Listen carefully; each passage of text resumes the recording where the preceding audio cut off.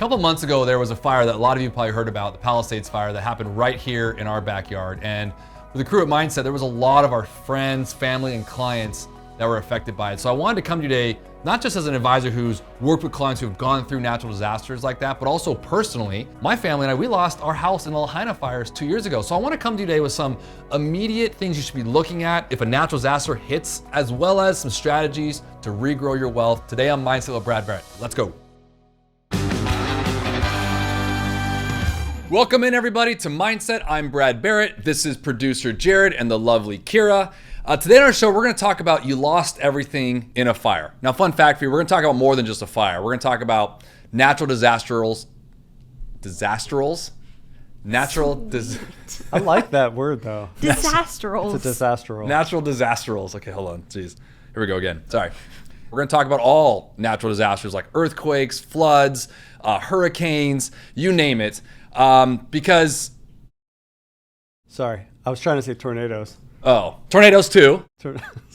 I thought that was a hurricane. Oh, that is. I mean, that seems like a hurricane. I guess it'd be more like this. Like this actually makes more sense as a tornado. This would be more hurricane, yes? So we have the hand gestures down, so I think we're good for the show, right? Yeah, those are the Navy SEAL signs for weather patterns. Doing the Navy SEAL signals, come on. I only know the Air Force signals. Sorry, we're not trying to make light of this because here's the fun fact for y'all. Very serious. Very serious, because it is. And I'm coming to you today on a personal reason as well. Many of my clients who are watching or friends and family know we lived in Maui for a couple years, and the Lahaina fires drastically affected a lot of our friends and family there. So we lost a family home there in the fire. I'll put it up here on the screen here. It's actually just a slab. It was really devastating. I mean, and everyone heard about that in August of 23.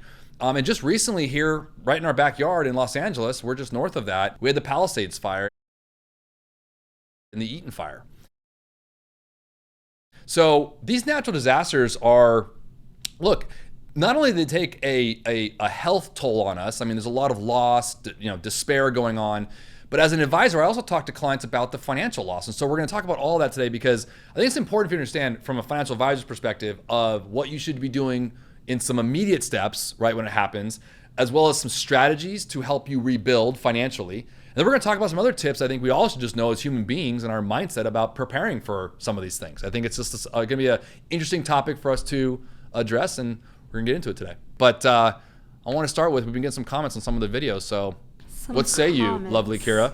Okay, they all came from our inheritance videos. Oh, okay. Super popular. That was a good one, by the way. Yeah, it was good. Yeah. Someone said, invest in the company that I'm building. So, an opportunity for you. I like that. Yeah, and I think I wrote back to that one. Shoot your shot. I said, shoot your shot, man. I like that. the confidence. Where do I send the check? Just let Honestly, me know. Yeah, Yeah. right. I love the confidence. The swag on that guy. Yeah. I'm in it. I'm in it for, Somebody else said, my parents have a lot of money. Good for them.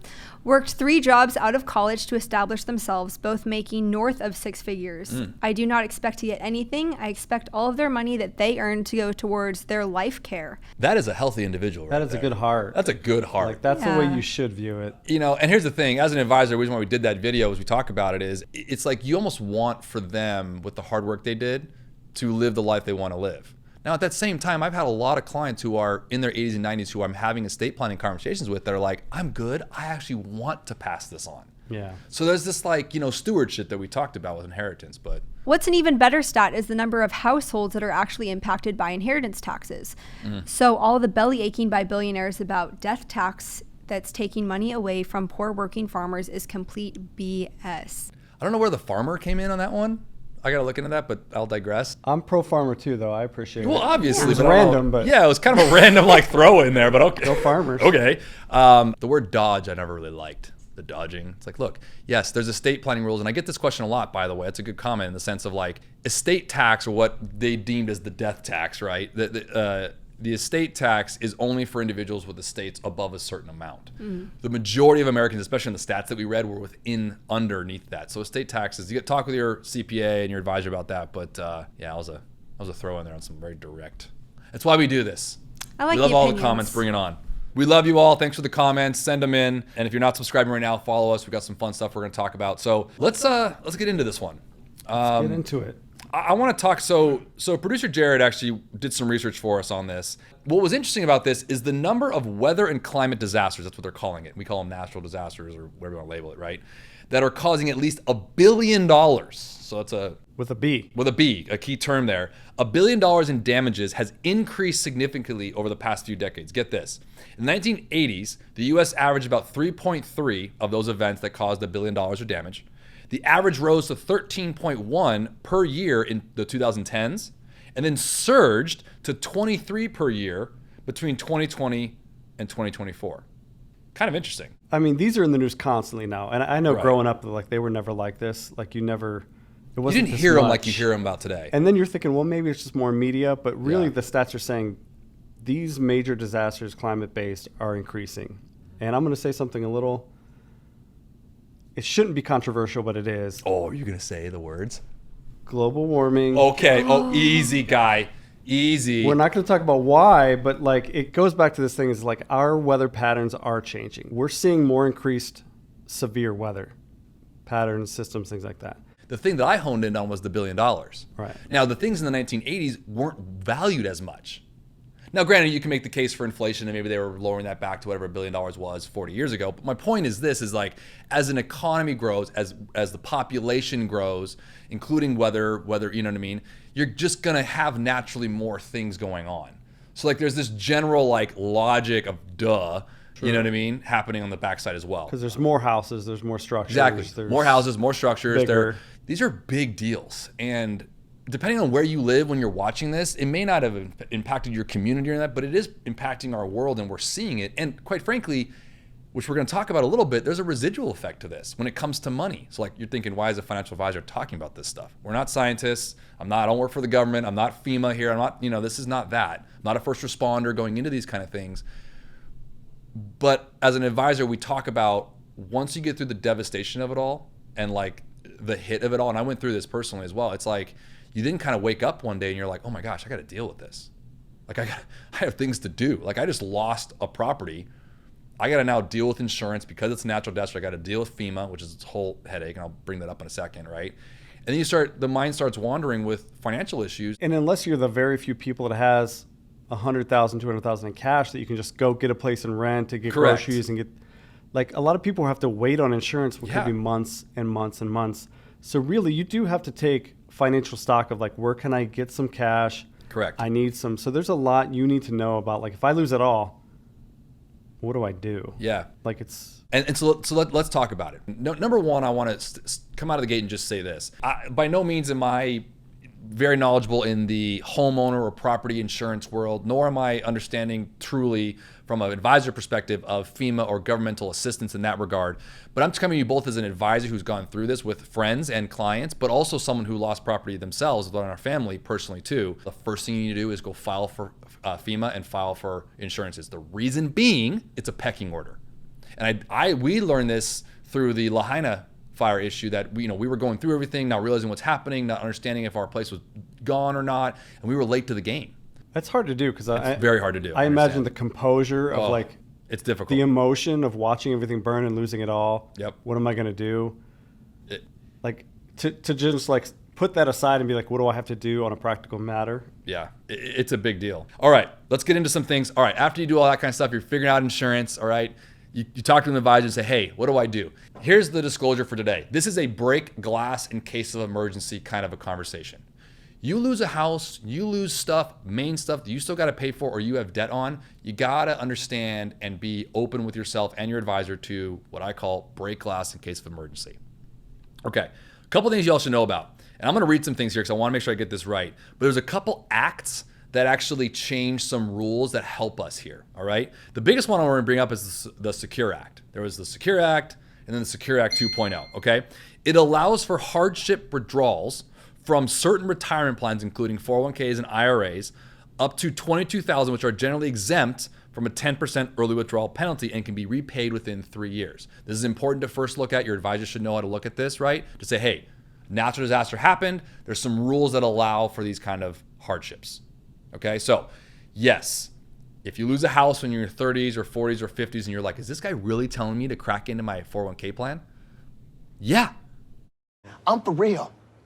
I'm for real. Now look, I don't know your situation, so don't take that as gospel, but again, break glass in case of emergency. If you have a debt to be paid and you got stuff to take care of and you got to feed your family and figure stuff out, Unfortunately, yes. It is an unfortunate situation, and hopefully through your discussion with your advisor or discussion with insurance that you'll get repaid for those things, which is why this 3-year rule is there. You can repay some things. So Okay. you're going to take that when you get back on your feet, then you start putting money, those payments back Correct. in to fill that. Yep. And so here's some further details on that, right? So it's a qualified disaster recovery distribution. So there's actually a legal precatory language inside there. Like that Precatory? word? Precatory? It's like a legal term. That's a good one. I learned that in the estate Precatory. planning world. Like I always liked it, precatory. I Can don't you know. define it? Yeah, I don't know what that means. No, I'm gonna have you help me with that one. Right. Sometimes I'll start a sentence, and I don't even know where it's going. I just hope I find it along the way, like an improv conversation, improvisation. So there's also with that the emergency personal expense distribution. So this also in the Secure Act 2.0, if permitted by the plan, a participant, meaning you, the employee of the plan, may take a distribution to meet, and this is what I want to read to you, unforeseeable or immediate financial needs relating to necessary personal or family emergency expenses.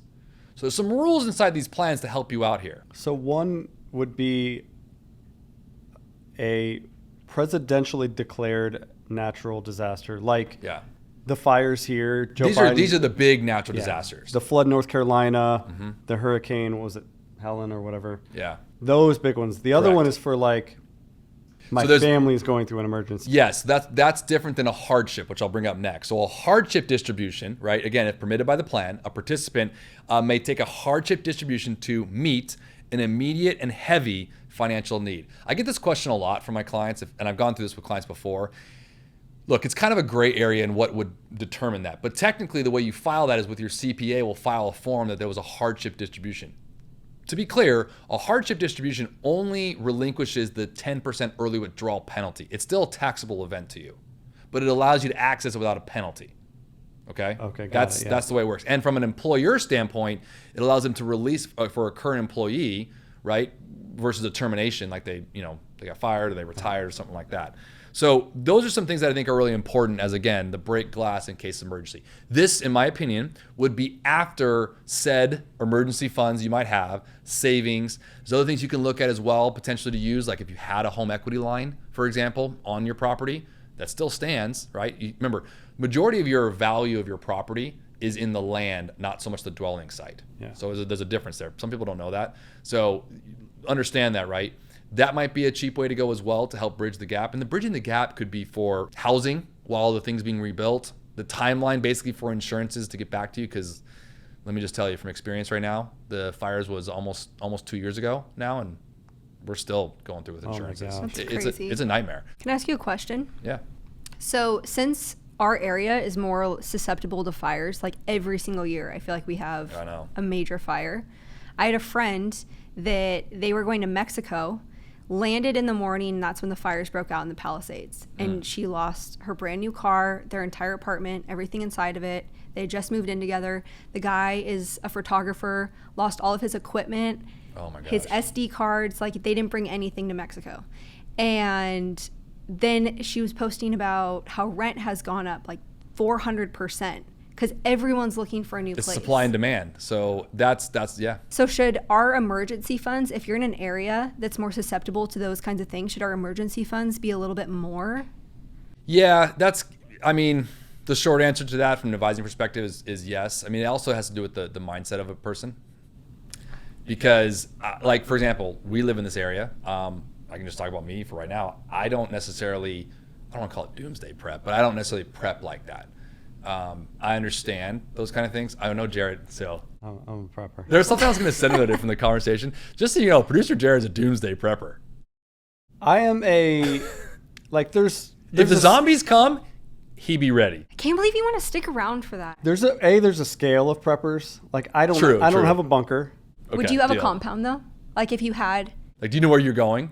Your and Amy's escape plan is like somewhere, right? I have an idea. plans. Yeah. Like I may or may not have a go bag ready. You have to disclose that. I Yes or no? I have Oh, he 100% does. but I have 2 months of food Yeah. for our house. I have like 10 gallons of water. I have all this stuff set up. Like, that's wise. Just to be clear, like, we can poke fun at it and make fun, but there's nothing wrong with that, because it's like, it's not bad to have things prepped out, whether it's some cash set aside, some food and water. These are all, look, do what you got to do. You do you, right? You might be watching here in an area where you're more prone to hurricanes or tornadoes in the Midwest. Ooh, I couldn't do that. Yeah, so like, but you know what's funny is everyone says, oh, I don't know how you do earthquakes. I'm like, bro, I don't know how you do tornadoes, dog. Something about tornadoes, like since I've been little, has been like my greatest fear. I can't do that. Twister, gotcha. Yeah. Twist, yeah, gnarly. Cow. I gotta go, Julia. We got cows. Like, to me, it's like acute violence. Yeah, but you know what's for interesting? sure. It's also a good example of what we're used to. Like if you're raised in an environment where earthquakes happen, you're like, oh, My first earthquake, I'm sure, coming from the Midwest. Yeah. coming from the Midwest, I was sitting in a building and it starts moving. You're probably like, And I'm like, and everyone around me was from California. They're like, are you okay? Yeah, And I'm like, yeah. we gotta run. I don't even it's the feel end. that. Yeah. There will come a moment in this natural disaster, if it happens to you, where you're going to be thinking about these things, and I want you to at least hear it from us of some things to do. Go look at your cash first. Take a look at some cheap money in the sense of like, and I say cheap relatively, like, you know, HELOC or something like that against your property to use it. A lot of times, like for our experience with the Lahaina fires through FEMA and presidential natural disasters, there is like recourse within companies. Like typically mortgage companies will allow you some time to not pay. So you got to work through that. You can call your mortgage company and say, hey, look, here's what happened. My house burned down. It was a natural disaster. Have you heard of it? Yeah. Most likely they have, right? We did that. So, you know, it's like, and there's some, you know, reprieve there for them too, but only to a certain point. Once that's done, you potentially have the idea of selling the property and just getting out of the debt and, you know, recouping your losses or figuring that out. Then you got to also say, well, most of the time is not the case. You want to say, okay, what's it cost to rebuild? Well, probably, let's say you had the house for 20 or 30 years, the building price of that's probably way different than it was. That's, mind you, where the insurance money comes in. So you got to have that balance of, do you have cash to support it while you're waiting for the insurance payments, or do you want to wait for it? That's where you got to find temporary housing. You have to run through those like economic decisions. And so, yeah, an advisor is a great person to talk to help you with that. So Brad, let's say I've dipped in, I lost everything, my house, everything. Yeah. I went through my emergency fund. I dipped into the Secure 2. I pulled my $22,000 out. What's the next step as far as like, I'm going to need to rebuild? Like, do you change the long-term strategy of your retirement? How do you see that as an advisor, like starting over on that honestly, it's a tricky one. I mean, you got to think about it, right? Because it's like, you're working with plans that maybe they've been saving up for this for like 20, 30 years and this happened. So I'm definitely coming at it with a source of empathy here, because it's like, I know how this sounds. I'm not trying to break someone's future here, but it's like, if we have this thing that happens and we owe on it and we want to keep it, again, it's this break glass in case of emergency thing. It's like, there's not a whole lot of other options. I mean, I mentioned a few, right? You can take a look at, you know, your cash you might have on hand. Maybe you can sell some assets you do have. There's a bunch of different types of ways you can look at this, but you know, you want to, in a business world, you call it a pro forma, right? Or some sort of like business plan you want to look out. And I think a lot of ways to skin that cat, as they say. It's just it's a very individualistic approach when it comes to it. So these are more higher, you know, more macro level things to consider, but on the granular level, it's a conversation you have to have with somebody in your advisor to figure out the best approach. Well, what about my like stock portfolio? Like moving forward, if I'm now rebuilding to save for a new home, do you then change or say like, hey, maybe just take a year off of putting into your 401k and put that towards something? Yeah, again, same thing. I literally had a client the other day. We were going through something that was a loss and some stuff going on. And it was kind of like this conversation, like, okay, what do I do about my contributions? Right. What do I do about, you know what I mean? And again, this isn't for everybody, but it's like, look, you got a cash flow issue. Funding for tomorrow when currently today isn't exactly stellar. We got to kind of focus on today. Yeah. So I think a lot of times one way to consider this is like, when today looks good, then you can focus on tomorrow. When tomorrow doesn't look good, you got to focus on today. So it's kind of like, it's a good just life lesson in general. Obviously, none of this I'm saying is gospel here. Like, this is the exact way to do it. Again, very individualistic way to go approach it. But look, there's nothing clean and easy about it. From experience, both personally as well as with clients, there is just nothing clean and easy about it. It is a terrible, terrible thing. And I'm so sorry if anyone's ever gone through it, because it's not fun. Okay? And it's kind of that, I hate to say it, a gift. It's a gift that keeps on giving. It's this torment that keeps on tormenting, right? So understanding how these ideas of either hardship distributions, qualified disaster recovery distributions, the emergency personal expense distributions, or even just like 401k loans or taking against your HELOC or using your emergency funds. To your question, Jared, that's how you factor all that in to figure out what's the right move here. But, these things happen. And like we said, it's on the rise. So we figured we should probably talk about this. And if you were to say, this happened to me, what would you do, Brad? That's what I would do. So with that, again, like I said, I'm not saying it was entirely the most fun episode, but it was hopefully informative. And we do appreciate you all subscribing to our show. If you have not, please do so. We love new followers. We come to you each and every week with hopefully some new and fun and entertaining and educational topics around money and mindset and psychological, how we look at things. We've been getting a lot of questions through our direct messages through social media. You can follow us at Mindset with Brad Barrett, as well as on our YouTube channel. Let us know if you got some questions for us. I mean, we love answering them. We'll answer them here. We'll reach out to you if we can as well. We're here to kind of do this for fun and with you guys. So with that, leave us a comment. Let us know how we're doing. And if anything's going on, we can help. And next week, I think we're talking about... Drum roll. I should be ready for this. I know. Always. A wonderful and really cool topic. Do I need a side hustle? Oh. Do Okay. I need a side hustle? You do. Do You you need do. a side hustle? Me, I don't know. I don't need a side hustle. This is my side hustle. Yeah. No, hey, that's actually a fun topic. So stay tuned for that next week. We're going to have some fun with that one. And as always, if you lead with love, look, it's going to be all right. See you guys.